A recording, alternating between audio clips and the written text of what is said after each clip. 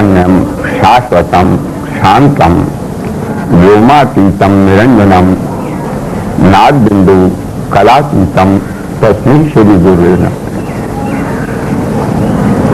अखंड मंडलाकारम व्याप्तम येन चराचरम तत्पदम दर्शितम येन तस्मै श्री गुरुवे नमः। गुरु ब्रह्मा गुरु विष्णु गुरुदेवो महेश्वरा गुरुदेवम परम ब्रह्म तस्मै श्री गुरुवे नमः। अखंडानंद बोधाय शिष्य संताप हारिणे सच्चिदानंद रूपाय रामाय गुरुवे नमः। गुरु नाम च सर्वेषां माता ही परमो गुरु अखंडम अनंतम अद्वितीयं तस्मै श्री गुरुवे। जो ओंकार है, चैतन्य है, शाश्वत है, शांतशील है और सारे शब्दों से सारी कलाओं से सबसे परे हैं, इन्हीं श्री गुरु को, इन्हीं श्री राम को, इन्हीं श्री कृष्ण को, इन्हीं श्री रामकृष्ण देव को मैं बारंबार प्रणाम करता हूँ, प्रणाम करता हूँ, प्रणाम करता हूँ। अखंड मंडलाकारम व्याप्तम येन चराचरम तत्पदम दर्शितम येन तस्मै श्री गुरुवे नमः। जो अखंड है, कभी खंडित नहीं होते, चाहे जीव बन जाए, चाहे जगत बन जाए, चाहे चराचर समस्त जगत में व्याप्त हो जाए, परंतु फिर भी जो कभी खंडित नहीं होते, जो मंडलाकार हैं, जिनकी राजाओं की तरह दरबार है, जैसे सूर्य का मंडल होता है, ग्रह नक्षत्र आदि, ऐसे ही जो सम्राटों के भी सम्राट हैं और जिनके सम्राट तक शिष्य हैं, अनुचर हैं, उन्हीं श्री गुरु को नमस्कार है, जो उस परम पद पर स्पष्ट रूप से दिखलाई पड़ते हैं, उन्हीं को नमस्कार है, नमस्कार है, नमस्कार। गुरु ब्रह्मा गुरु विष्णु गुरुदेवो महेश्वरा गुरुदेवम परम ब्रह्म तस्मै श्री गुरुवे नमः। वो जो परम ब्रह्म है, वो जो श्री राम है, वो जो कृष्ण है, वो जो श्री रामकृष्ण देव हैं, वो जो श्री रामकृष्ण देव हैं, वही तो ब्रह्मा बनते हैं, वही तो विष्णु बनते हैं, वही तो शंकर बनते हैं। उन्हीं को बारंबार नमस्कार है, बारंबार नमस्कार है। हे राम को, श्री कृष्ण को, श्री रामकृष्ण देव को बारंबार नमस्कार है, नमस्कार है, नमस्कार।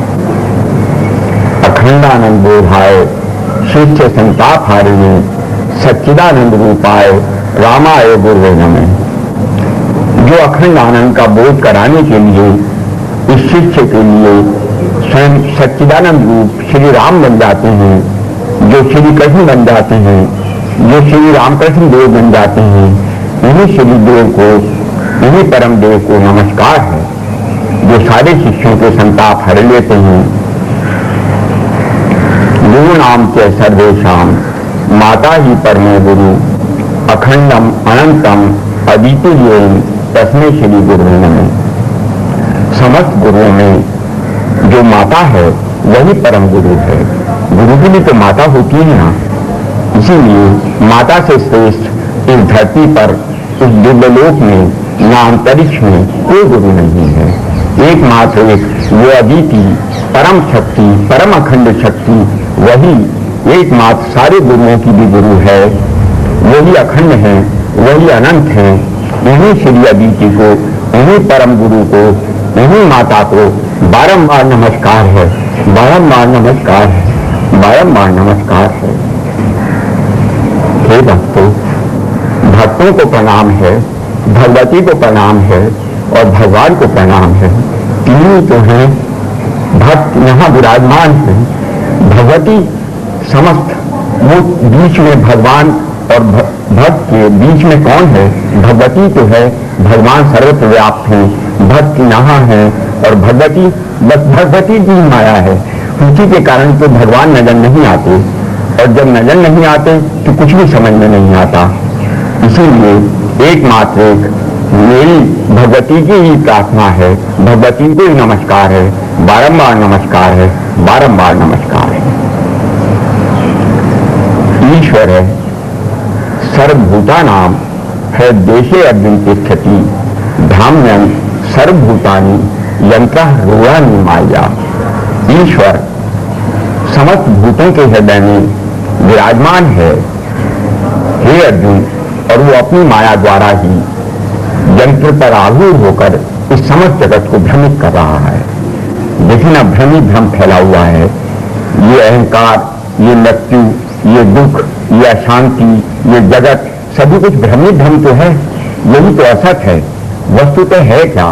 हमें क्योंकि सत्ता पता नहीं है, चित्त का पता नहीं है, आनंद का पता नहीं है, इसीलिए हमें अहंकार का भी पता नहीं, मृत्यु का भी पता नहीं, दुख का भी पता नहीं, और हम सदा अशांत या शांत रहते हैं, कभी शांति पा ही नहीं सकते। ये ठीक इसी तरह की तो बात है जैसे किसी ने प्रकाश को कभी देखा ना हो और सदा अंधकार में ही अंधकार रहा हो, तो दीपक जलाकर, थोड़ी सर्च लाइट जलाकर ये सोचता है कि प्रकाश इससे और बड़ा होगा, 10-20 सर्च लाइट जैसा होगा। हंसी की तो बात है। इसी तरह से क्योंकि हमने कभी उस आत्मा के बारे में नहीं जाना, उस आत्मा को नहीं देखा, हमें इस अहंकार का कभी पता नहीं चलता, और ये अहंकार ही आत्मा की तरह भाषित होने लगता है। हम सोचने लगते हैं हम आत्माभिमानी हैं, हम आत्मान बन गए, और ठीक अहंकार ही अहंकार रहता है। वही भ्रम ही भ्रम वर्तमान रहता है। हम तपस्या करते हैं तो तपस्वी का अहंकार सामने आ जाता है, हम शास्त्र पढ़ते हैं तो विद्वान का अहंकार सामने आ जाता है। इसी प्रकार हर जगह अहंकारी अहंकार का भ्रम है, और तो कुछ है ही नहीं। तमेव शरणम गच्छ सर्वभावेन भारत तत्प्रसादात् परम शांति स्थानम तापस्य शाश्वतम। हे अर्जुन, एकमात्र उस ईश्वर की ही शरण लेनी चाहिए। उसी की कृपा से तू परम शांति, परम स्थान और सुख को, शाश्वत सुख को सदा प्राप्त हो जाएगा। इति ते ज्ञानम आख्यातम गुह्यात् गुह्यतरम मया विमनस्य एतत् शेषेण यथेच्छसि तथा कुरु। हे अर्जुन, इतना ही ज्ञान टॉप सीक्रेट गुह्य से गुह्य भी ज्ञान है। तो तात्पर्य यह है, ज्ञान सिर्फ इतना ही है, बाकी कुछ नहीं है। बाकी तो सब विस्तार ही विस्तार है। ईश्वर सभी के दिल में वर्तमान है। एकमात्र एक उसी को जान लेना ज्ञान कहलाता है, और उसी को सब कुछ समर्पित कर देना, पूर्ण रूप से उसी का विचार कर लेने पर फिर जो चाहे, भगवान का कहना है जो तेरी इच्छा हो वो कर। तो तात्पर्य यही है कि जब तक इस ईश्वर को नहीं जाना जाता जो सबके दिल में विराजमान है, उस आत्मा को नहीं जाना जाता, अमृत को नहीं जाना जाता, तभी तक हम कभी भी अहंकार को, मृत्यु को, दुख को कभी नहीं समझ पाते। वेदों में कहा है ना कि अस्तो मां सद्गमय, तमसो मां ज्योतिर्गमय, मृत्योर्मां अमृतगमय। मुझे असत से सत्य की ओर ले चल, मृत्यु से अमृत की ओर ले चल, और इस अंधकार से ज्योतिर्मय लोक की ओर ले चल। जब हम जाएंगे वहां, तभी तो हमें पता चलेगा कि अहंकार क्या है, आत्मा क्या है, मृत्यु क्या है, अमृत क्या है, दुख क्या है और आनंद क्या है। हे भक्तों, महाभगवती की कृपा से इसी प्रकार मैं भी उस सद्धाम गया, मैंने ज्योतिर्लोक गया, और उस अमृत की प्राप्ति करने के बाद मेरा अहंकार किस प्रकार नष्ट हुआ, मेरा मृत्यु चक्र किस प्रकार समाप्त हुआ, और मैंने किस प्रकार उस परम आनंद की, परम शांति की प्राप्त करी, यही तो मैं आपको सुना रहा हूं, ताकि आपको पता चल जाए कि अहंकार क्या है, मृत्यु क्या है, दुख क्या है, और आप शांत अवस्था को प्राप्त हो सके। गुम रही खुद मंजिले मकसूद की है रहनुमा, खीर मिल जाते हैं जिसको रास्ता मिलता नहीं। मेरी 14 वर्ष की अवस्था थी तो मैंने कल्याण पत्रिका में स्वामी राम बादशाह का, स्वामी राम तीर्थ का ये लेख पढ़ा। उसमें था कि गुमराह हो जाना ही, रास्ते पर भटक जाना ही खुद मंजिल पर पहुंचा देता है। जो रास्ता भटक जाते हैं उनको कोई फील्ड मिल जाता है, रास्ता बताने वाला मिल जाता है, इसलिए गुमराह होने का कोई डर नहीं होना चाहिए, बस चलना चाहिए। इस रास्ते पर जो चलता है शक्ति उसी को प्राप्त होती है।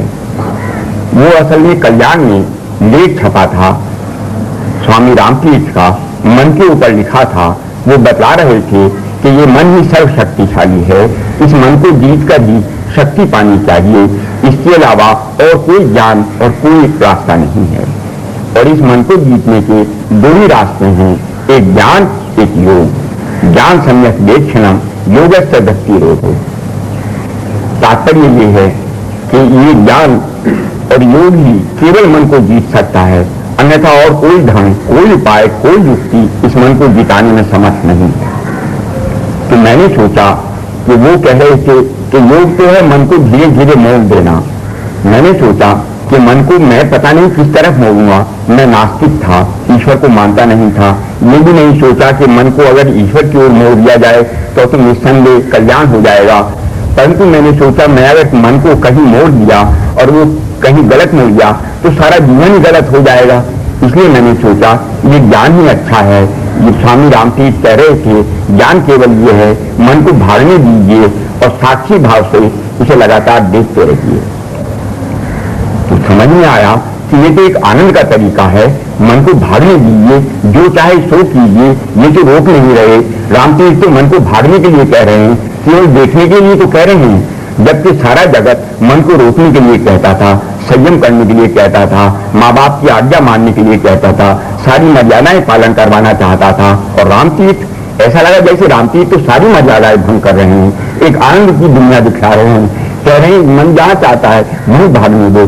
तो मैं 14 वर्ष की उम्र में, बच्चा तो था ही, ऐसा लगा बस ये सबसे उत्तम उपाय है और मैं इसी मार्ग पर चल पड़ा। हुआ वही, ज्ञान मार्ग वस्तुतः है फांसी का रास्ता है। जरा सी देर पर चलते ही आदमी गुमराह होने लगता है, उखड़ पचड़ होने लगता है। यही मेरे साथ हुआ, मैं भी गुमराह होता चला गया और धीरे धीरे गुमराह होते होते जब अचानक मुझे वो फिल्म मिले लॉपसॉन्ग रामपा, हाँ वो लॉपसॉन्ग रामपा ही थी जिनकी पुस्तकें थी। एक पुस्तक थी यू फॉर एवर, उसमें लिखा था कि एक सूक्ष्म शरीर होता है, एक भूत काया होती है, एक कारण शरीर होता है। मैंने समझा कि ये सब बकवास है, इसमें कोई तथ्य नहीं है। मैं तो ईश्वर को भी नहीं मानता था, तो फिर भूत काया और सूक्ष्म शरीर की तो बात ही कुछ नहीं होती। उसमें लिखा था कि अगर इस प्रकार क्रिया करी जाए तो ये सूक्ष्म शरीर तत्काल निकल जाता है। मैंने समझ में आई कि अगर ये क्रिया कर ली जाए तो पता चल जाएगा कि सत्य है या असत्य है। और जैसे ही मैंने प्रथम दिन उनके कहे अनुसार वो क्रिया करी, सूक्ष्म शरीर को बाहर निकालना चाहा, तो तत्काल मैंने देखा एक हल्का सा पीला पीला सा प्रकाश मेरे सम्मुख आकर उपस्थित हो गया। मैंने अपनी चेतना को उससे युक्त कर देखा, फिर कमरे में उड़ा। धीरे धीरे मुझे जाले से दिखलाई पड़े, अंधकार सा दिखलाई पड़ा और फिर मैंने उसे अपने शरीर में बुला दिया। तो मुझे बड़ा ताज्जुब हुआ। मैंने कहा सूक्ष्म शरीर तो होता ही है। फिर जैसे लॉपसॉन्ग रामपा ने लिखा था, मैंने उसका अभ्यास कर उस पर काबू पा लिया और धीरे धीरे मैं अभ्यस्त हो गया उस सूक्ष्म शरीर को निकालने का। और तब मेरे मन में आई कि अच्छा है, ये दुनिया तो घी का जंजाल है ही, क्योंकि ज्ञान मार्ग पर चलने के कारण मेरा इस दुनिया से आकर्षण समाप्त हो चुका था। हर बार मन में यही आती थी, ये भी दुख है, संसार में ये दुख है, संसार में वो दुख है। इसीलिए मैंने सोचा इस आकाश की ओर चलेंगे, आकाश में तो अनंत लोक होंगे, पता नहीं क्या से क्या देखने को मिलेगा। और मैं धीरे धीरे आकाश की ओर गमन करने लगा। जिस दिन पहले दिन मैं उड़कर आकाश की ओर चला तो मैंने देखा कि दूर तक चांद तारे खिलीज में हैं और मैं धीरे धीरे एक ग्रह की धरती पर जाकर जो उतरा तो मेरे सम्मुख चारों तरफ खंडहर खंडहर से दिखाई दे रहे थे, कहीं कुछ नहीं था। उसी समय मेरे कानों में एक वाणी सुनाई पड़ी, आकाशवाणी सुनाई पड़ी। कोई कह रहे थे कि हे हृदय, तू हमारे में से एक है, पर तेरी व्यक्ति ठीक नहीं है, इसीलिए तुझे यहाँ सब कुछ होते हुए कुछ दिखलाई नहीं दे रहा। और मेरी जब समाधि भंग हुई तो मुझे अपने ऊपर बड़ी ग्लानि पैदा हुई, बड़ी शर्म आई। मुझे लगा जैसे मेरा अंतःकरण समस्त दुष्ट हो, मेरे कारण मेरी व्यक्ति खराब है, मेरा मन ही खराब है, इसलिए तो मुझे कुछ नहीं नजर आता। तो मैंने सोचा कि ये जो नारी के प्रति मेरा आकर्षण है, मैं बार बार जो वासना के चक्कर में आ जाता हूँ, यही निस्संदेह बुराई है। चोर को अपनी दाढ़ी में तिनका लगता है ना, तो पता चल जाए मुझे उसी तरह। तो मैंने सोचा कि ये तो किसी भी प्रकार नहीं जा पाएगा, इसीलिए मैंने अपने स्वयं को ही सम्मोहित करना से समझा और मैंने एक वाक्य बनाया कि मैं जब किसी सुंदर नारी को देखता तो यही कहता कि हे माँ, मुझे पुरुष भाव से नहीं पुत्र भाव से देख और मुझे आशीर्वाद दे कि मैं तेरे हृदय में जो सत्य है उसे अभिव्यक्त कर सकूं। और इस प्रकार मैंने जैसे इस वाक्य को बार बार पुनः पुनः औरतों को देख देख कर मन मन में दोहराना प्रारंभ करा तो धीरे धीरे मेरी व्यक्ति बदलती चली गई। मेरा पता नहीं मन उच्च से उच्च भाव की ओर अग्रसर होता चला गया। और जब मैं अगली बार मेरे मन में शंका आई कि ये वो लोग जो कह रहे थे कि ये देश तो हमारे में से एक है, तो ये देश ये है या वो है जो वो कह रहे थे, तो मन में एक प्रश्न पैदा हो गया कि मैं कौन हूं। तो जब मेरे मन में एक प्रश्न पैदा हो गया तो हे भक्तों, ये अहंकार गड़बड़ा गया, क्योंकि अहंकार तो तभी शेष रहता है ना जब मान लिया जाए कि मैं ये देश हूं, मैं ऐसा हूं, मैं इतना हूं, मैं ऐसा हूं, तब तक अहंकार रहता है। मुझे तो यही नहीं रहा था कि मैं कौन हूं। उन्होंने जो कहा था कि तू हमारे में से एक है, तो मेरी समझ में नहीं आया मैं उन पर विश्वास करूं या इस पर दुनिया पर विश्वास करूं जिन्होंने कहा कि तू ये देश है। तो जब मैंने ये प्रश्न हुआ कि मैं कौन हूं और मैंने सूक्ष्म शरीर द्वारा आकाश में गया, तो हे भक्तों, मैं जो वहां गया तो उसी मंदिर में उस समय मैंने जाकर देखा कि भगवान बुद्ध की बड़ी विशाल मूर्ति, जैसे 52 गज की मूर्ति हो इस प्रकार की मूर्ति वहां उपस्थित थी। मैं जाकर खड़ा हो गया। उन्होंने जैसे ही मेरी ओर देखा तो कहा कि हे देश, तू मेरा मानस पुत्र है। मुझे बड़ा आश्चर्य हुआ कि मैं और भगवान बुद्ध का मानस पुत्र, मुझे विश्वास नहीं हुआ। अगले दिन मैं फिर हुआ और फिर जब एक और ऐसा लगा जैसे एक सुंदर वाटिका है। आपने देखा होगा जैसे पतझड़ में कुछ पत्ते झड़ जाते हैं और कुछ पेड़ों पर सफेद सफेद फूल खिले रहते हैं, ठीक उसी प्रकार जैसे चारों ओर वृक्ष ही वृक्ष थे, सफेद सफेद फूलों से भरे हुए, और बीच में था एक सरस्वती का मंदिर बिल्कुल धवल। जैसे ही मैं अंदर गया तो मां हंस पर विराजमान मां सरस्वती थी। मेरी ओर देखते ही वो कहने लगी कि हे देश, तू मेरा मानस पुत्र है। जब मेरी आंख खुली तब तो मैं समझा कि जरूर गड़बड़ है, मेरा दिमाग ही खराब हो गया है। कोई एक का पुत्र होता है, कोई या दो का होगा। मुझे सरस्वती जी भी पुत्र कह रही हैं, भगवान बुद्ध भी कह रहे हैं। सोचा जरूर कुछ ना कुछ गड़बड़ है। मैं फिर सूक्ष्म शरीर से आकाश में उड़ा तो एक हरे रंग का सूर्य दिखलाई पड़ा। कौतूहलवश मैं जैसे ही उस हरे रंग के सूर्य में गया तो वहां भगवान विष्णु, काले रंग के विष्णु स्पष्ट रूप से चतुर्भुजी दिखलाई पड़े। मुझे देखकर वो कहने लगे, हे देश, तू मेरा मानस पुत्र है और धर्म को उत्थान के लिए तेरा जन्म हुआ है। अब तो हद हो गई। मेरे मित्र थे, मैं उनसे हंसकर कहने लगा, मैंने कहा देखिए ना, मैं तो नास्तिक हूँ और भगवान विष्णु मुझसे ये कह रहे हैं कि मुझे धर्म का काम करना है। बड़ी हंसी आई। मित्र लोग भी हंसने लगे, कहने लगे कि आजकल कोई भक्त तो रहे नहीं है, तुझे नास्तिक को पकड़ लिया है, बात आई गई होगी। किसी के समझ में कुछ नहीं आया। सभी लोग अपने अपने को मुझे मानस पुत्र कह रहे थे। भला ऐसे कैसे हो सकता था? कोई एक का पुत्र होता, कोई सरस्वती का पुत्र होता तो बुद्ध का पुत्र कैसे बन जाता, बुद्ध का पुत्र होता तो विष्णु का पुत्र कैसे बन जाता। इसी प्रकार मेरा मति भ्रम चलता रहा। और जब एक दिन मैंने पातंजलि योग सूत्र पढ़ा तब देखा उसमें तो ये लिखा था कि ये क्रिया सूक्ष्म शरीर से निकालने की, ये तो योग है। मैंने ये सोच करके मैं योगी बन गया हूं, बड़ा हर्ष हुआ। फिर लिखा था कि ये जो सूक्ष्म विचार से मन निकालकर आकाश गमन करा जाता है, ये निर्विचार समाधि है। और निर्विचार समाधि में एक नितंबरा प्रज्ञा प्राप्त होती है जो अपने आप को ठहर जाती है, परंतु सारे संस्कार भस्म कर देती है। और अगर योगी इस नितंबरा प्रज्ञा को भी काट दे तब निश्चित रूप से उसे सत्य प्राप्त हो जाता है। बड़ा अजीब लगा मुझे। सत्य से भरा हुई प्रज्ञा मिल गई है, ज्ञान मिल गया है। यह सोचकर बड़ा हर्ष भी हुआ, परंतु ये जानकर दुख भी हुआ कि सत्य नहीं है ये। सत्य लगाने के लिए, तो मुझे सत्य पता करने के लिए तो निर्भीक समाधि लगानी पड़ेगी, तभी जाकर सत्य पता चल सकता है। ये सोचकर मैंने अगले दिन जिस प्रकार लिखा था उसी प्रकार सब आसन लगाकर अनंत आकाश की धारणा करी और तमाम प्रज्ञा को काटता चला गया। मैंने आकाश गमन नहीं करा और धीरे धीरे सारे आकाश में अनंत काले काले में छाते चले गए। हे प्रभु, हे नारायण। और जैसे ही धीरे से जैसे गुब्बारा फूटता है ना, एक विस्फोट की सी आवाज होती है, उसी प्रकार एकदम एक विस्फोट की सी हल्की सी आवाज हुई और वो बादल मेरे सम्मुख से हट गए। मेरे सामने बहुत दूर एक सूर्य अपनी धुरी पर घूमता चला रहा था। धीरे धीरे वो सूर्य नीचे की ओर आता गया तो मुझे लगा कि उस एक सूर्य नहीं है, उसमें तो लाखों अरबों सूर्यों की निहारिकाएं जैसे एक केंद्र के चारों ओर घूमती जा रही हैं।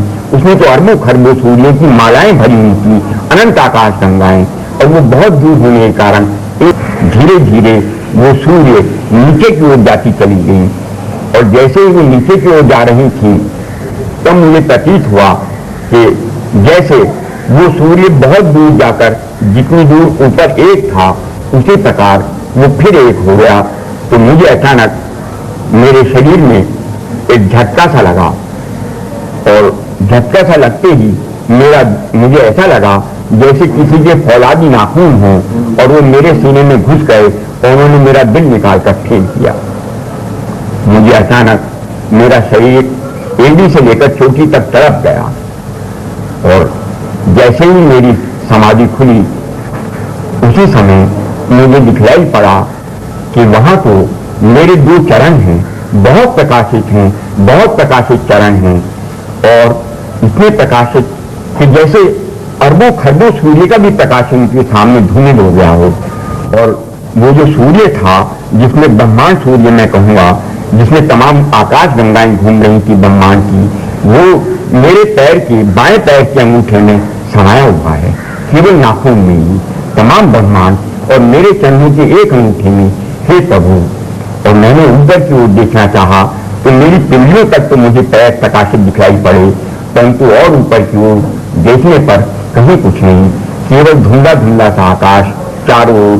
जैसे गोधूली का समय होता है ना, संध्या के समय एक हल्की सी लालिमा होती है चारों ओर, इसी प्रकार एक हल्का हल्का सा लालिमा सी चारों ओर आकाश में छाई हुई थी।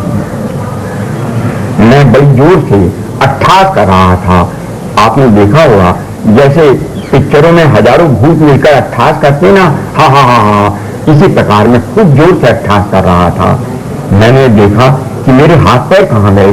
मैंने जो अपने हाथ हिलाने चाहे तो मुझे ऐसा लगा कि जैसे मेरे सामने से आकाश मिल रहा हो और अचानक मेरे मस्तिष्क में खट खट और खट 3 बार खटखट की ध्वनि सुनाई पड़ी और मेरी चेतना भंग हो गई।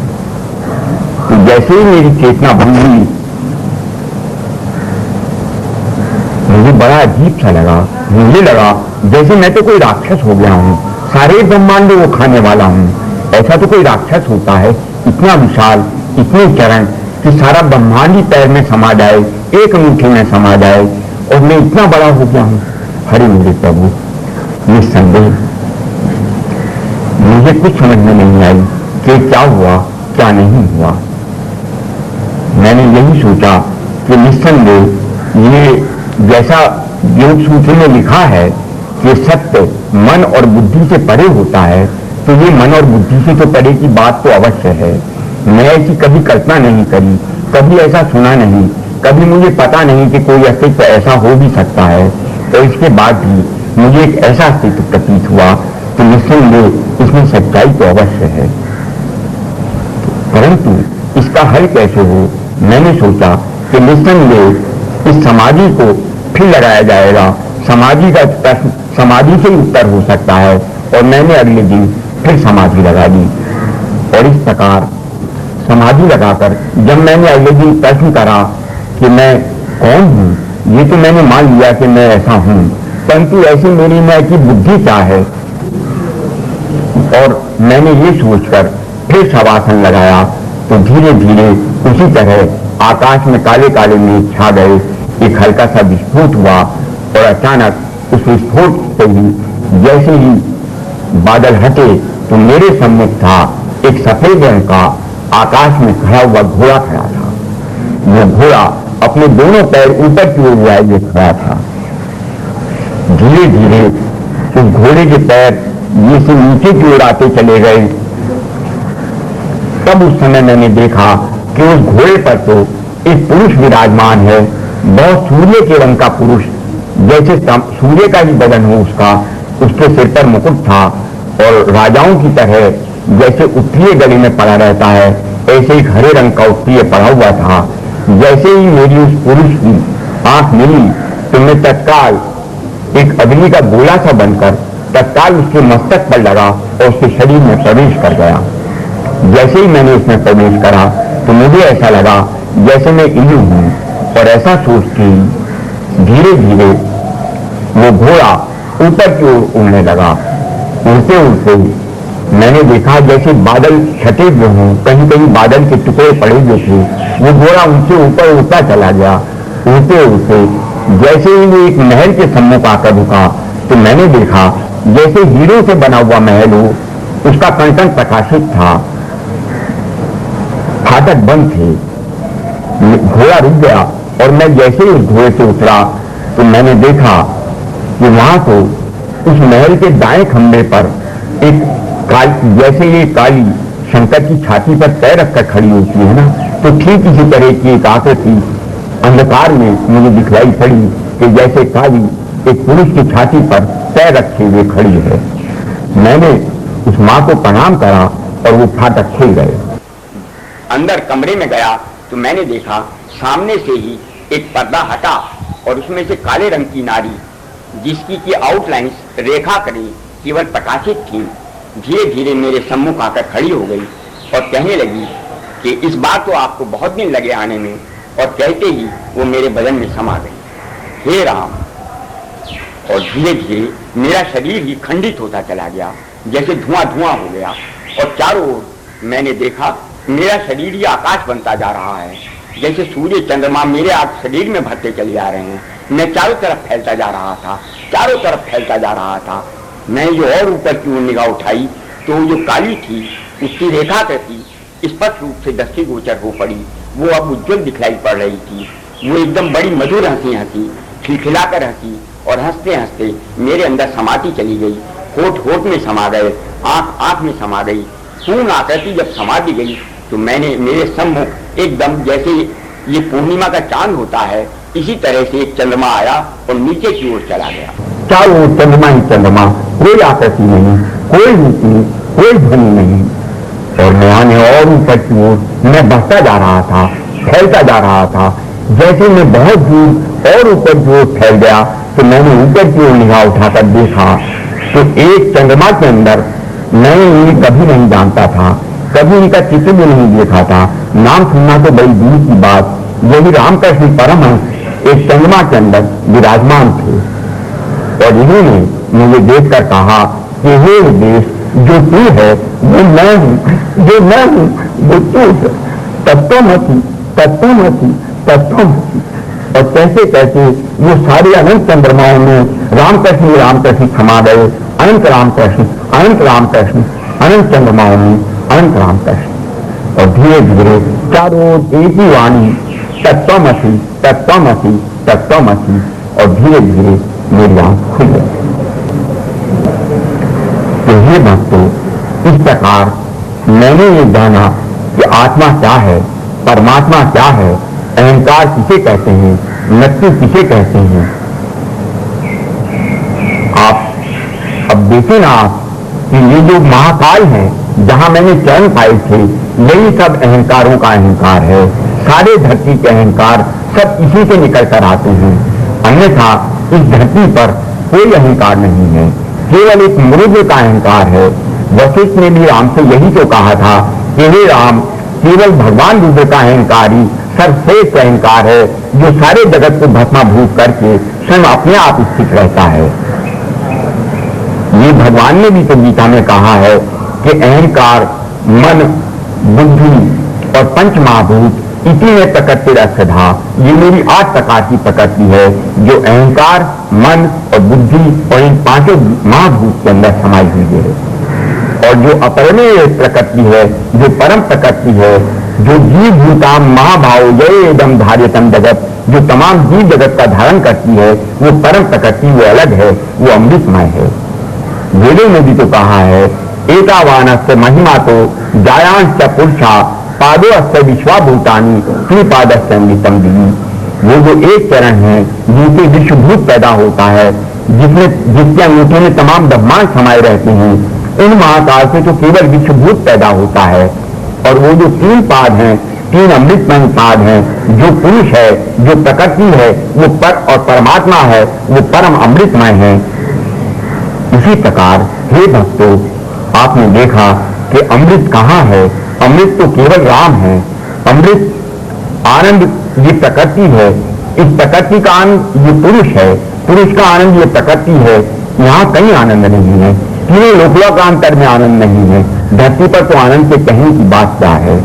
दुख तो है ही ये कि जब तक हम इस संसार से, इस वासना की जाल से छूटकर उस अमृत को प्राप्त नहीं कर लेते, तब तक कभी शांति नहीं प्राप्त हो सकती। तो इसीलिए हे भक्तों, इस अहंकार का कहीं पता नहीं चलता। मृत्यु असत है, अहंकार असत है, दुख असत है। जो सत है वो आत्मा है, वो अमृत है, वो प्रकाश है, सत नहीं है।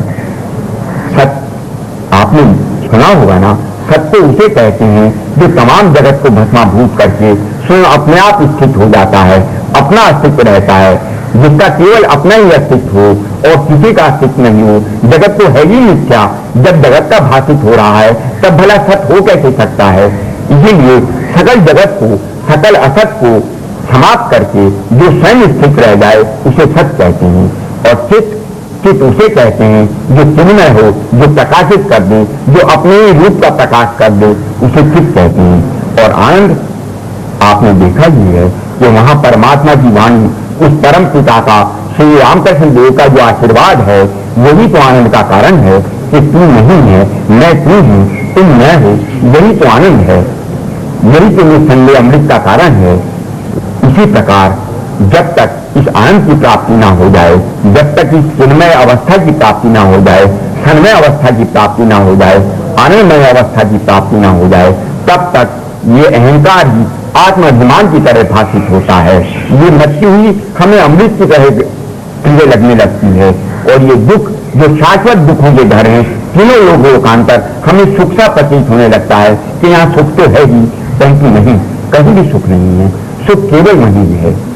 इसीलिए गीता में कहा है ना कि ज्ञेयम यत् प्रवक्ष्यामि यत् ज्ञात्वा अमृतमास्मि से अनादिनित परम ब्रह्म सत्नासत् उच्यते। कि हे अर्जुन, जो ज्ञेय है, जानने योग्य है, वो मैं तेरे से बता रहा हूँ, जिसे जानकर अमृत की प्राप्ति हो जाती है। गीता में आप देखें तो ज्ञेय कोई नहीं है, जानने योग्य कुछ नहीं है। सारी गीता जानने योग्य नहीं है, उसमें तो ज्ञान है, वो तो आचरण सिखाया गया है, जानने योग्य नहीं बताया गया। जानने योग्य तो केवल परम ब्रह्म है, जानने योग्य तो केवल राम है, जानने योग्य केवल कृष्ण है, वही मानने योग्य है, वही पूजने योग्य है, वही ध्यान करने योग्य है। हम गीता के अन्य अन्य श्लोकों की भाषा सुनकर और उनकी परिभाषाएं सुनकर कभी जान नहीं पा सकते। उसे हमारी जो जानने योग्य नहीं है, वो तो आचरण करने के योग्य है। जान आप समझिए, आचरण कीजिए, और जो जानने योग्य है उसको जान लीजिए। जब आप जानने योग्य को जान जाएंगे तब ज्ञान स्वतः ही आपके हृदय में टिक जाएगा। अन्यथा ज्ञान की परिभाषाएं सुनने से आप कभी जान नहीं पा सकते। यही कारण है कि लोग शब्द बोलते जा रहे हैं, परिभाषाओं पर परिभाषाएं चल रही हैं, परंतु ज्ञेय का चूंकि नहीं पता चला, इसीलिए किसी के हृदय में ज्ञान नहीं ठहर पाता। तो ज्ञेयम यत् प्रवक्ष्यामि यत् ज्ञात्वा अमृतमास्मि तो अनादिनित परम ब्रह्म सत्नासत् उच्यते। सर्वतः पाणिपादम तत्सर्वतः अक्षिशिरो मुखम सर्वतः श्रुतमालोके तत्सर्वतः सर्वत आवृत तिष्ठति। वो परम ब्रह्म अनंत मुख, नेत्र और अनंत हाथ पैर वाले हैं। आपने देखा ही है कैसे अनंत चंद्रमाओं में अनंत रामकृष्ण समाये हुए थे।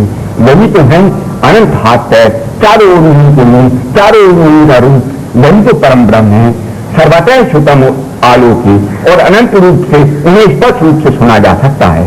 मैं भी तो अनंत ही बनाना, उन्होंने मुझे कृपा करके अनंत बनाया, तभी तो मैं उनकी वाणी सुन सका। सर्वतः श्रुतम अवलोके सर्वम आवृत स्थिति, और वो मुझे भी आवृत करके सारे जगत को, तीनों लोकलाकांतर को तो मैंने ही संभाल लिया, और वो मुझे भी आवृत करके स्पष्ट रूप से समस्त चारों ओर विराजमान है। सर्वेन्द्रिय गुणाभासम सर्वेन्द्रिय विवर्जितम असक्तम सर्वभत्यय निर्गुणम गुणभोक्तय सर्वेन्द्रिय गुणाभासम। आपने देखा ना, रामकृष्ण का शरीर तो यही समाधि को प्राप्त हो गया था, यही अग्नि को प्राप्त हो गया था, यही शरीर जल गया था, तो वहां कैसे पहुंच गया? सर्वेन्द्रिय गुणों का आभास है। सारी कोई शरीर नहीं है, कोई इंद्रिया नहीं है, परंतु शरीर का आभास है। आंख नहीं है, परंतु आंख का आभास है। वाणी नहीं है, वाणी का आभास है। सर्वेन्द्रिय विवर्जितम, कोई इंद्रिया नहीं है, इंद्रियों का आभास है। सर्वेन्द्रिय गुणाभासम सर्वेन्द्रिय विवर्जितम असक्तम सर्वभत्यय निर्गुणम गुणभोक्तय, और बिल्कुल असक्त हैं, सारे जगत से परे हैं। आपने तो देखा ही है, जगत तो मेरे में ही समा गया, वो तो मुझसे भी ऊपर विराजमान है। असक्तम सर्वभत्यय, और सारे भूतों का भरण करने वाले हैं। निर्गुणम गुण भोक्तय, और तमाम गुणों का भोक्ता, तो प्रकृति के कारण, प्रकृति अपने में समाने के कारण मैं ही हो गया गुणों का भोक्ता। वो तो निर्गुण है, टोटल निर्गुण है। गुणम गुण भोक्तय बहिरंतस्य भूतानाम चरम अचरमेर से सूक्ष्म स्वाद तद विजयम दूरस्थम से आंतिके से तक, और वो अति सूक्ष्म होने के कारण बहुत दूर हैं, बहुत पास भी हैं, दूर से दूर तक हैं, और आपके हृदय में समाये हुए हैं। सूक्ष्म स्वाद दूरस्थम से आंतिके से तक अविभक्तम भूतेषु विभक्तम नित्य स्थितम भूत भक्ति तज्जयम ग्रसिष्णु प्रभविष्णु से, वो बिल्कुल अविभक्त हैं, अखंड हैं। आपने देखा ना, तमाम चारों रामकृष्ण रामकृष्ण अखंड रूप से रामकृष्ण से बने हुए, तो वो खंडित कभी नहीं होते, बिल्कुल अविभक्त हैं। परंतु विभक्तम नित्य स्थितम, परंतु विभक्त की तरह स्थित भी हैं। आपने देखा है, एक तो महाकाल है, एक वो फिर अमृतमय है, दो शरीर हैं उनके, एक उग्र है, एक सौम्य है, दोनों अलग अलग प्रकार से स्थित भी हैं। वही भी भूत भक्ति तज्जयम ग्रसिष्णु प्रभविष्णु है, वही ग्रसिष्णु बन जाते हैं, सारे जगत को ग्रसित कर लेते हैं, और प्रभविष्णु है, और उस परम आकाश में उत्पन्न भी हो जाते हैं। ज्योतिषाम अपि तज्ज्योति तमसः परम उच्यते ज्ञानम ज्ञेयम ज्ञानगम्यम हृदय सर्वस्य विस्थितम। तमाम ज्योतियों में, सूर्य में, चंद्रमाओं में, तारों में, समस्त जगह एकमात्र उस ज्योति की, परम ज्योति की ज्योति समाई हुई है। ये सारे जगत से, सारे जगत के अंधकार से परे उस परम आकाश में विराजमान रहती है। और वही रामकृष्ण देव, वही अखंड ज्योति तीनों रूप में विभक्त हो जाती है, वही देह बन जाती है, वही रामकृष्ण रूप में विभक्त हो जाती है, वही जान बन जाती है, वही पुरुष बन जाती है, और वही एक प्रकृति बन जाती है, वही दृष्टि बनकर इस प्रकृति, इस पुरुष के अंदर समा जाती है।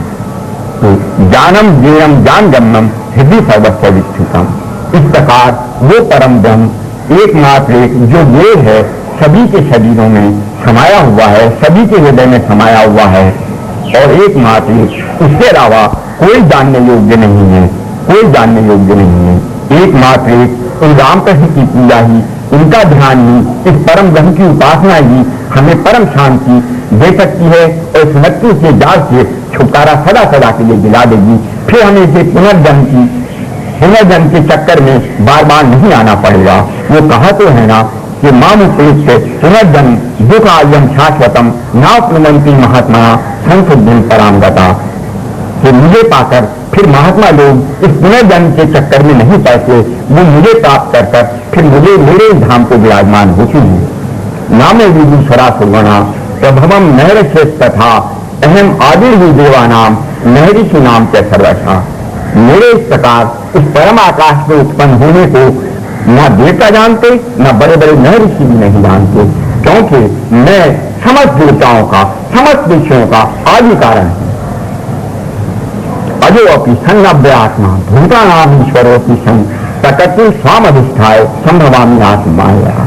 मैं अजन्मा हूं, सारकल भूतों का समस्त जगत का ईश्वर होता हुआ हूं, सत हूं, परंतु फिर भी अपनी प्रकृति को अधीन करके इस जगत में उत्पन्न हो जाता हूं, संभव हो जाता हूं, प्रकट हो जाता हूं। यदा यदा ही धर्म से ग्रामे भक्ति भाव था अभ्युत्थानम धर्म से तद आत्मनम सजाम्यम। जब जब धर्म की ग्लानि होती है, जब जब यहाँ अधर्म का शासन होता है, उस समय वो परम पिता परमात्मा उस परम आकाश है, इसी प्रकार आत्मा का सृजन करते हैं धर्म के अभ्युत्थान के लिए। और परित्राणाय साधूनाम विनाशाचाय दुष्कताम धर्म संस्थापनार्थाय संभवामी के लिए, और साधुओं का उद्धार करने के लिए और दुराचार्यों का नाश करने के लिए प्रत्येक युग में वो सदा अवतरित होते रहते हैं।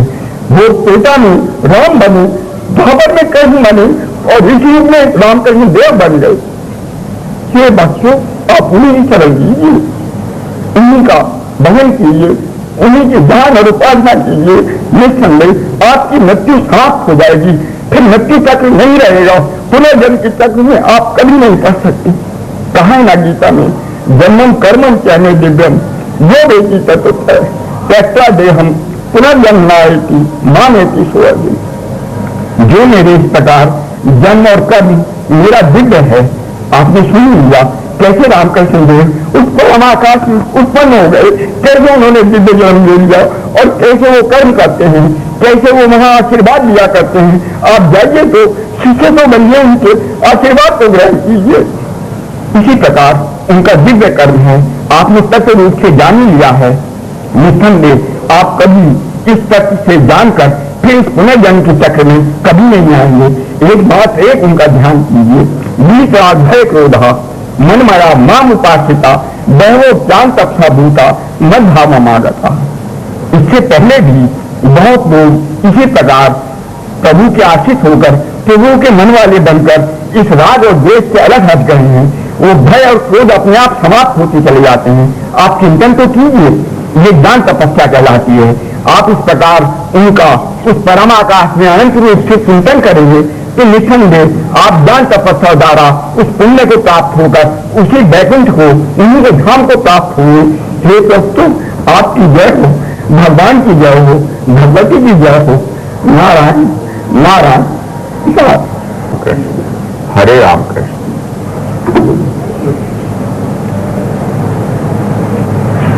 वस्तुतः वेदों के अंदर भारत की सनातन संस्कृति पूर्ण रूपेण पूर्ण सुरक्षित रखी गई है। जब तक हम जैसा कि वेदों की मर्यादा है उसी के अनुरूप क्रिया नहीं करते, तब तक हम वेदों के अर्थ कभी नहीं समझ पा सकते।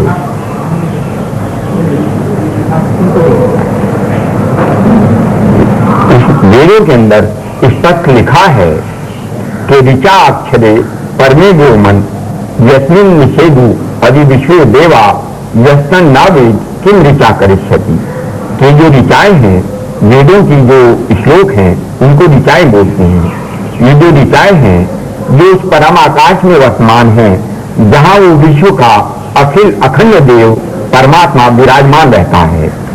जो व्यक्ति, जो भी साधक उस परम देव को तो जानते नहीं और वेदों को समझने की चेष्टा कर रहे हैं, उन्हें वेदों में कुछ पता नहीं चलेगा। यह इधर विदु इधे समाज से जो इसको जान जाते हैं, इस परम देव को जान जाते हैं, उन्हें ऋचाओं की सारा रहस्य स्वतः ही पता चल जाता है। तो वो भारत की सनातन संस्कृति, भारत की परंपरा है क्या? वास्तव में एक ऋचा है, शिवो भूतवा मह्यम अग्नि अथोची शिवस्तमय शिवो कृत्वा विषय सर्वे अक्षन योनि आसदे। हे मम अग्नि, हे मेरी अग्नि, जो मेरे अंदर आत्मा वर्तमान है, उसी को वेदों में अग्नि कहा गया है। आत्मनो अर्धम प्लूतस्य अग्नि सोमो अर्धम पुनरुच्यते। आत्मा का आधा भाग अग्नि और आधा भाग सोम कहा जाता है। तो उसी के लिए ऋषि लोग कह रहे हैं, शिवो भूतवा मह्यम अग्नि, हे मेरी अग्नि, तो शिव बनकर शिवो कत्वा विषय सर्वय सीमा स्वयं योनि में आ सदय, और शिव बनकर अपनी प्रकृति के साथ स्वयं अपने उस परमाकाश में इस अखिल भूमंडल पर स्थित हो। तो ये अग्नि क्या है? प्रश्न भी करा है ऋषियों ने। कतमस कस्य नूनम कतमस्य अमृता नाम मना महे चारु देवस्य नाम कोनो मह्या द्वितीय पुनर्दात पित्रम दश्य मात्रम से। ऋषियों ने पूछा है कि निश्चित रूप से हमें ये बतलाइए कि कौन तो है, और उस अमृतमय देव में हम किसकी प्रथम उपासना करें, और कौन हमें उस राज्य में पहुंचाकर अखंड बनाता है और फिर हमें अपनी माता और पिता का पुण्य दर्शन कराता है। तब जो जवाब उत्तर मिलता है वो भी यही है कि अग्निर्वयम प्रथमस्य अमृता नाम मना महे चारु देवस्य नाम, कि हमें अग्नि का ही चयन करना चाहिए। सर्वप्रथम जो अमृतमय देव हैं उन सब में अग्नि ही प्रधान है।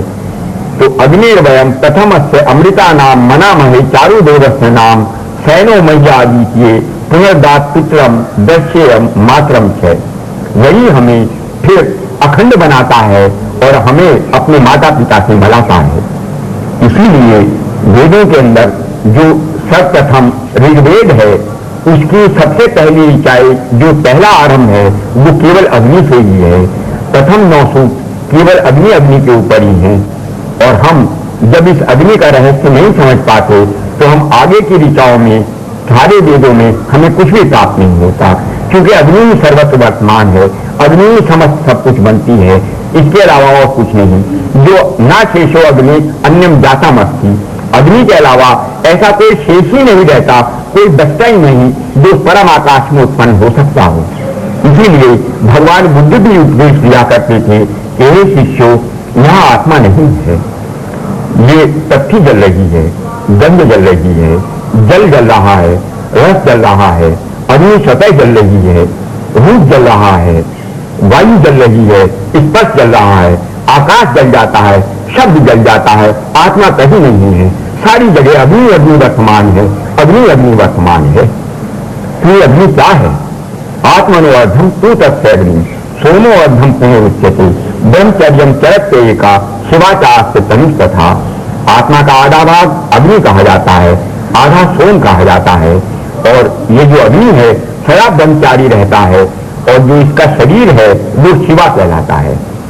महाभारत में कहा है जय तनुतस्य देवस्य वेदज्ञा ब्रह्मणा विदु उग्रामन्याम शिवामन्याम ते तनु बहुदात्मे। उस देव परम देव के 2 प्रकार के शरीर हैं, एक उग्र एक सौम्य। जो वेदों का रहस्य जानने वाले हैं, जो ब्राह्मण सिद्ध करने वाले हैं, वही इस रहस्य को जानते हैं। उग्रा तनुर सो अग्नि सै विद्युत सै भास्कर शिवामन्याम शिवा सौम्या चय ततः घर्म ततः आपो अचंद्रमा। वो जो उग्र है वही सूर्य है, वही अग्नि है, वही विद्युत है, और ये जो सौम्य है यही चंद्रमा रूप से कांतिमान रूप से प्रकाशित होता है। आत्मनोअर्धम तूतस्य अग्निम सोमोअर्धम पुनरुच्यते। इसीलिए आत्मा का आधा भाग अग्नि और आधा सोम कहा जाता है। इसी अग्नि की प्रशंसा में वो तमाम वेदों के अंदर ऋग्वेद में जो 9 सूक्त हैं वो इसी अग्नि के ऊपर हैं। कहा है अग्नि नीरे पुरोहितम यज्ञस्य देवम ऋतिजम होतारम रत्न धात्मम। अग्नि ईड़ा इसकी शक्ति है। कहा है ईड़ा की व्याख्या करते हुए वेदों में आगे कहा है सरस्वती साधनती धियन ईड़ा देवी भारतीय विश्वतरूपी। ये वो जो सरस्वती देवी है वो इस बुद्धि रूप ईड़ा देवी को साधित करती है, और जो भारतीय है इसे विश्व रूप से अनंत रूप से चारों ओर आकाश में फैला देती है। तो जो ईड़ा है ये देवी है, और जब अग्नि इसको प्राप्त कर लेता है तो ज्योतिर्मय बन जाता है, भस्माभूत नहीं करता, तब सौम्य बन जाता है, शांत बन जाता है, शिव कहलाता है।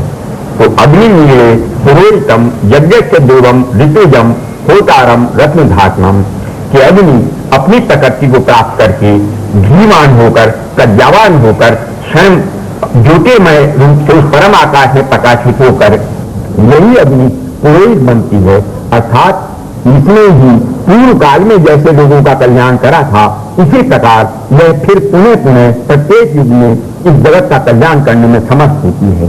यज्ञ से देवम, और यही यज्ञ का देव भी है। बिना अग्नि सिद्ध किए कोई भी कभी उस परमाकाश में नहीं जा सकता।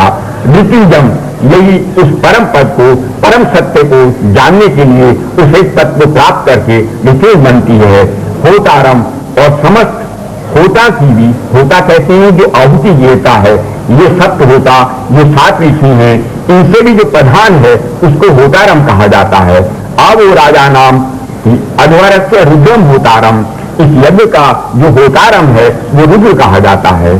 तो यही होतारम भी है कि रत्न धात्मम, और रत्न का उस रूप का, उस परम सौंदर्य के रत्न का धारण करने वाला भी ये अग्नि है।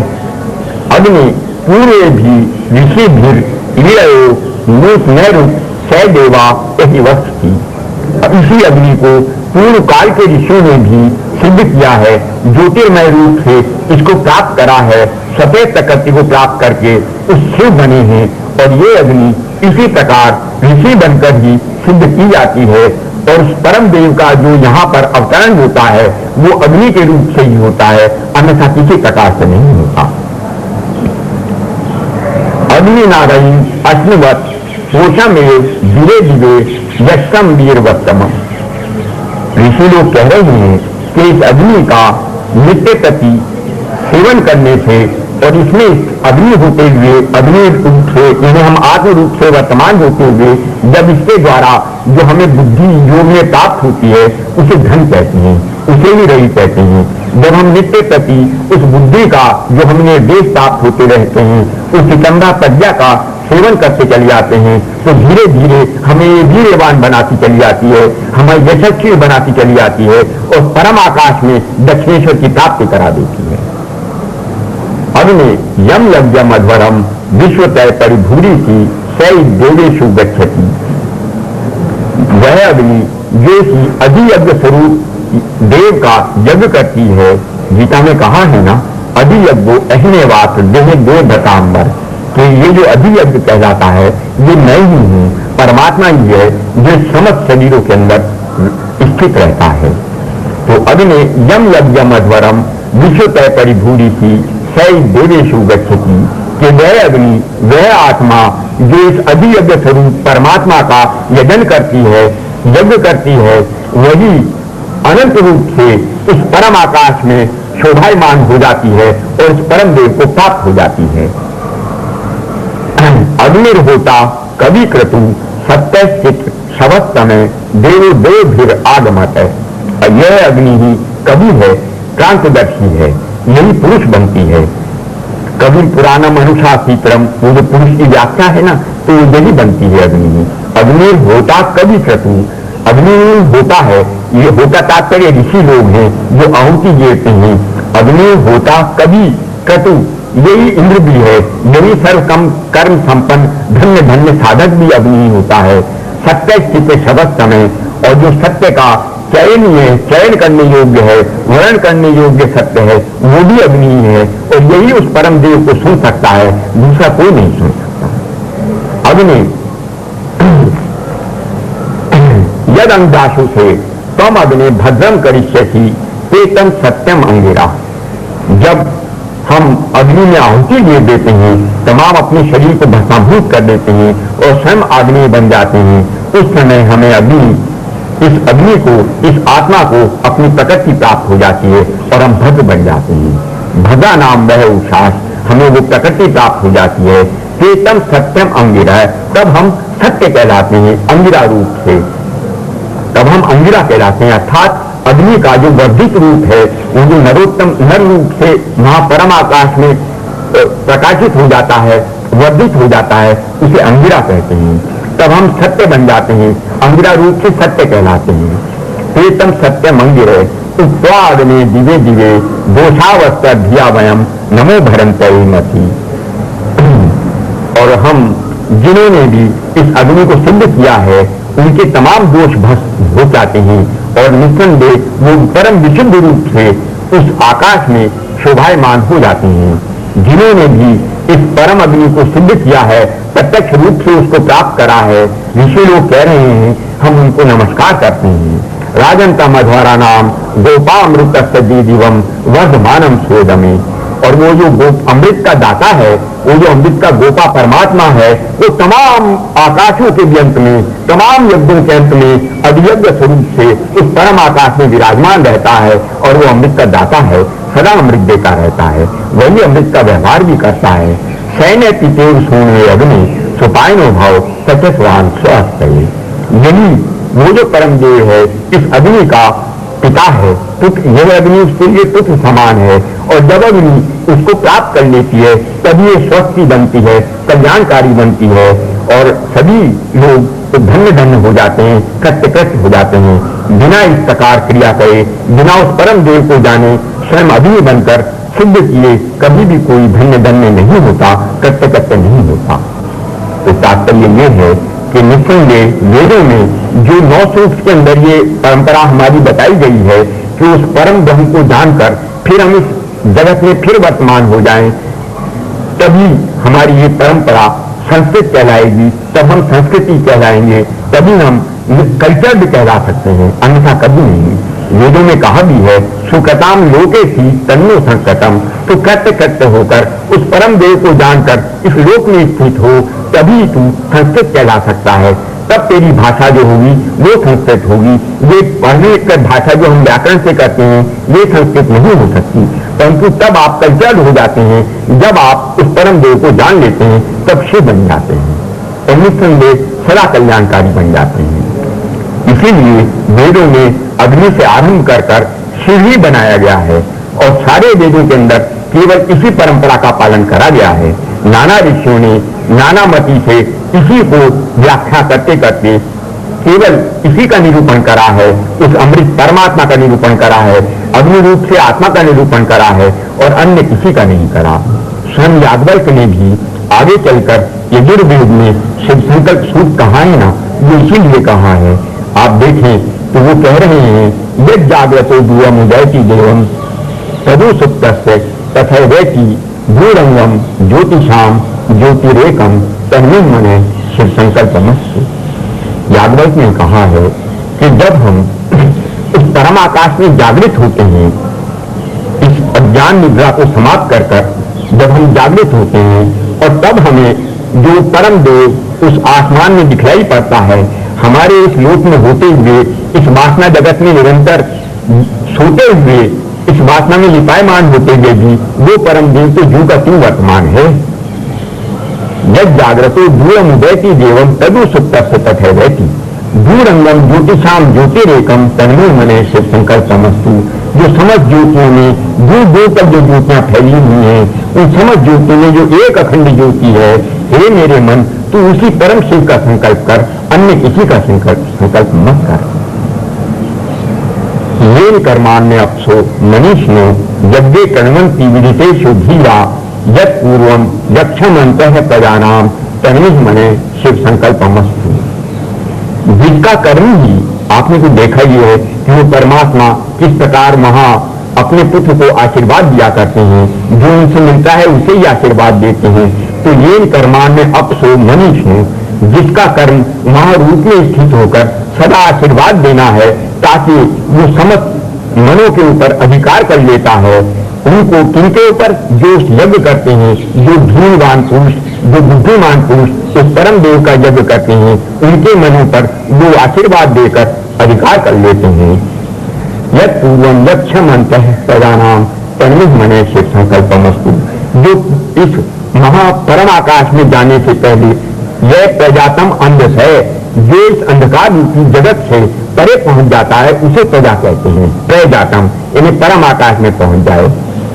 तो यह पूर्वम यक्षमन्तः प्रजानाम, जो वहां पहुंचने से पहले भी मौजूद है और जो बाद में भी मौजूद रहेगा, हे मेरे मन, तू उसी परम देव का, उसी शिव का संकल्प कर, अन्य किसी का भी संकल्प मत कर।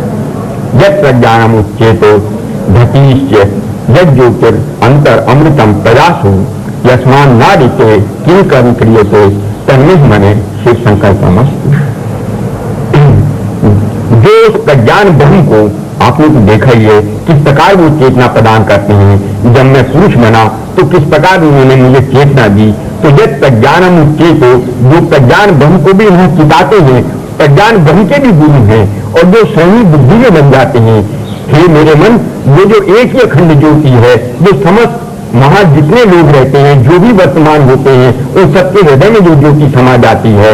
और जिस देव को सिद्ध किए बिना कभी भी कोई कर्म किसी भी व्यक्ति का कभी सफलता नहीं प्राप्त करता, कभी सत्य नहीं बनता, सदा ही विनाश को प्राप्त होता है।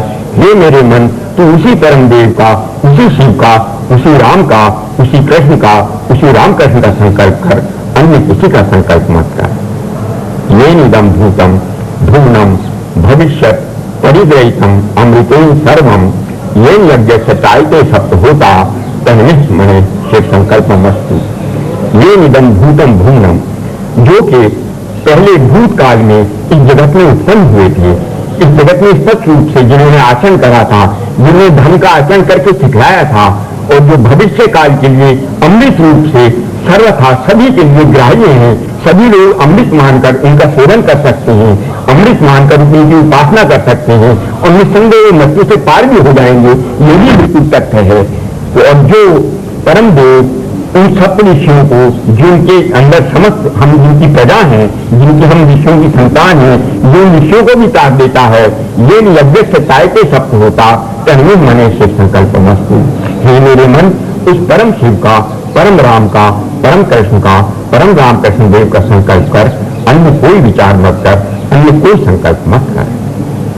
यस्मिन चरिचय साम यजुषी यस्मिन प्रतिष्ठिता रत्नाभा विवारा यस्मिन चकित सर्वमूतम प्रजानाम तन्निष्ठ मने शिव संकल्प मस्तु। जो विचार है, जो ऋग्वेद भी है, यजुर्वेद भी है, सामवेद भी है, तात्पर्य के जो सारे शब्द भी है, सारे शब्दों का यह अर्थ है, आपने तो देखा ही है, सारे शब्द गूढ़ हो जाते हैं। शब्द उनके मुख से, हरि के मुख से निकलता है, अन्यथा शब्द का उद्भव ही कभी ना हो। अगर शब्द हरि ना बोले तो शब्द ना रहे। इसीलिए ऋषि लोग कहते हैं, जो ऋग्वेद भी है, जो सामवेद भी है, जो समस्त ऋचाएं हैं, यस्मिन चरिचय साम यजुषी यस्मिन प्रतिष्ठा रत्नाभा विवारा, जिसमें सारी ऋचाएं प्रतिष्ठित हैं। यस्मिन प्रतिष्ठा रत्नाभा विवारा यस्मिन चकित सर्वमूतम प्रजानाम तन्निष्ठ मने शिव संकल्प मस्तु। और जो कि चित है, वो चित है, चिन्मय है, जिसके अंदर सारी की सारी प्रजाएं जैसे कि मनिया एक माला के अंदर पिरोई हुई रहती हैं, ठीक उसी प्रकार जो परम देव के अंदर सारे चित्त के, उसके चित्त के अंदर सभी मणि मालाओं की तरह पिरोए हुए हैं। हे मेरे मन, तू उस परम शिव का, परम राम का, परम कृष्ण का, परम रामकृष्ण देव का संकल्प कर और इस जगत का कोई विचार मत कर। सुषार्थिरश्वान्यु यन मनुष्यान नियते अभिशुभे वाजिनीव हृत प्रतिष्ठम यद अगिरम जविष्ठम तन्निष्ठ मने शिव संकल्प मस्तु।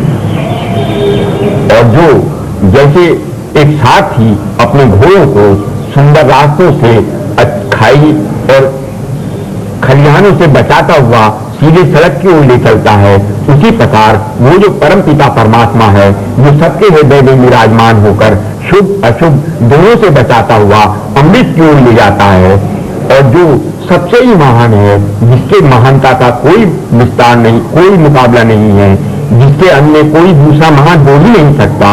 हे मेरे मन, तू उस परम देव का, परम राम का, परम शिव का, परम कृष्ण का, परम रामकृष्ण देव का संकल्प कर, अन्यथा कोई विचार मत कर। तू तेरा सदा कल्याण होगा, सदा कल्याण होगा, सदा कल्याण।